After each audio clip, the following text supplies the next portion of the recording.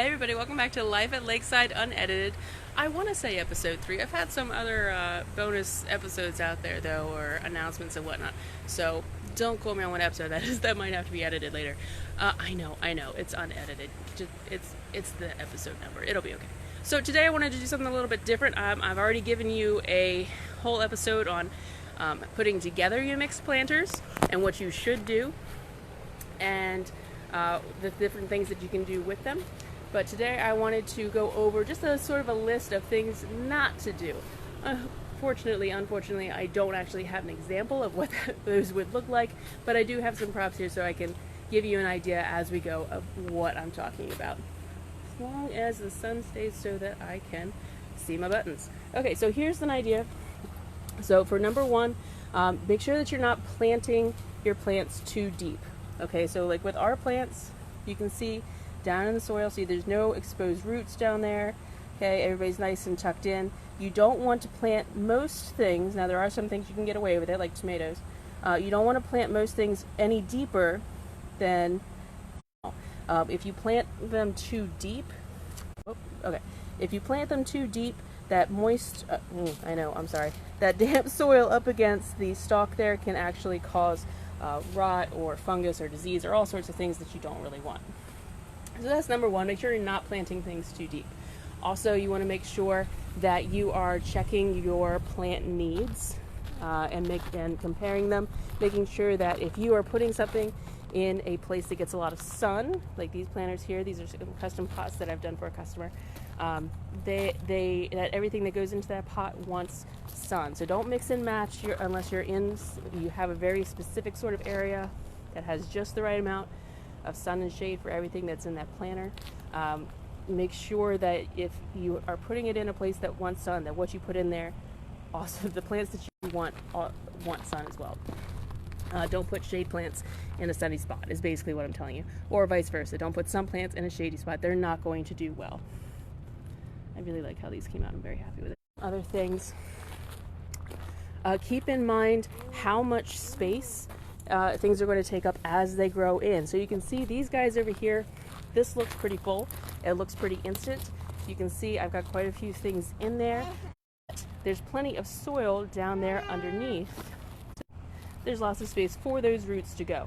If we're talking about low maintenance, okay, I think it's going to be a hot one. So sorry guys, I keep coming in and out. I think it's going to be a hot summer, so we want to try and keep it low maintenance for you. So just making sure that you're not overfilling a pot. Now, that's also one of the reasons that you can, if you remember, in our there's plenty of room for those plants to grow in. It also makes it easy those roots later in the season. Let's see, what else did I want to tell you? Don't mix and match your shade and sun. Don't plant too deep. So also don't underestimate how something's going to grow in. Okay, so just because it's small now doesn't mean that it's not going to fill in quite a bit later. So if you remember, or if you saw, last Saturday for Garden Day, I planted this lovely little combination of the edible landscaping. Very happy about it. I'm super excited to see it grow in and bloom. It's got the mint, the variegated nasturtiums, and the magnolia peas in there. So those peas are going to go up, even though they look small now. These here, they are going to fill this whole little triangle trellis that I snapped together there, and they're going to continue on to whatever I put it near. These nasturtiums, they look teeny tiny, I know, so it doesn't look like much right now, but they are going to grow in and they are going to be full and beautiful and huge and blooming. And that mint especially, yes baby, you can do the video. The mint especially is going to fill in quite a bit. So even though what you're planting might only be a 2.5-inch cell from one of these individuals, or going to fill in.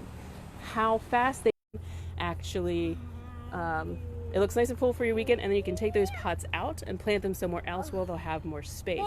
So